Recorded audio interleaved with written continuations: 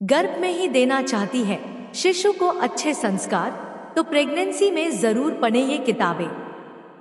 गर्भावस्था में ही माँ अपने शिशु में अच्छे संस्कार डालने की नींव रख सकती है। इसमें कई किताबों की मदद ली जा सकती है। हर माता पिता अपने बच्चे को अच्छे गुण और सीख देना चाहते हैं।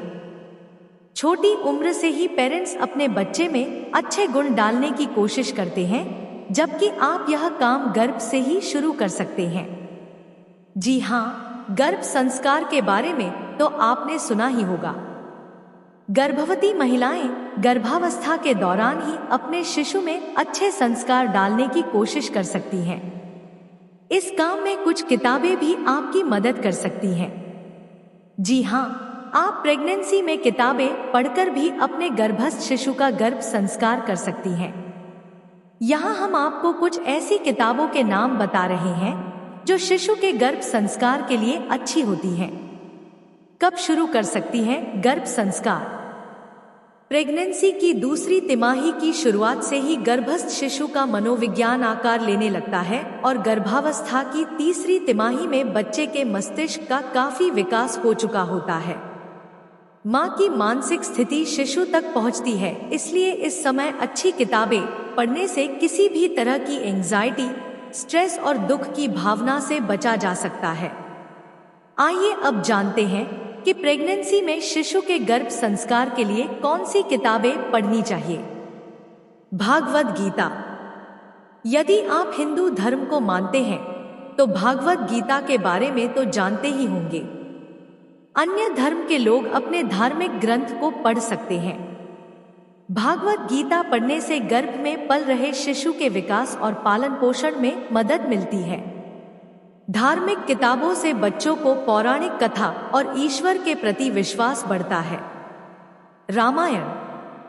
भागवत गीता की तरह रामायण और हरिवंश पुराण जैसी पौराणिक किताबें भी गर्भ संस्कार के लिए अच्छी होती हैं। इन्हें पढ़ने से मानसिक स्थिति संतुलित रहती है और ईश्वर के बनाए गए मूल्यों का ज्ञान होता है। प्रेग्नेंट महिलाएं रामायण या अपने धर्म के किसी भी ग्रंथ को पढ़कर अपने बच्चे में संस्कार डालने की शुरुआत कर सकती हैं। बच्चों की किताबें। आप बच्चों की किताबें जैसे कि पंचतंत्र या एनिड ब्लाइटन भी पढ़ सकती हैं।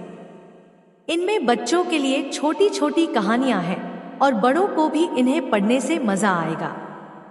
इन किताबों की मदद से आप गर्भस्थ शिशु को कहानियां सुनने और समझने की प्रवृत्ति दे सकती हैं। भगवान गणेश के ग्रंथ। प्रेगनेंसी के दौरान भगवान गणेश की किताबें पढ़ना भी अच्छा रहता है।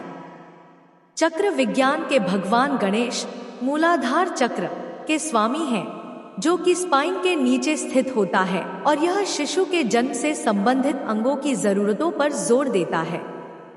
इसलिए गणेश अथर्वशीर्ष पढ़ने से मानसिक रूप से मजबूती मिलती है और माना जाता है कि यह अंग मजबूत होते हैं। इसका माँ और बच्चे दोनों के दिमाग पर शांतिमय प्रभाव पड़ता है और शिशु को बहुत अच्छी नींद आती है।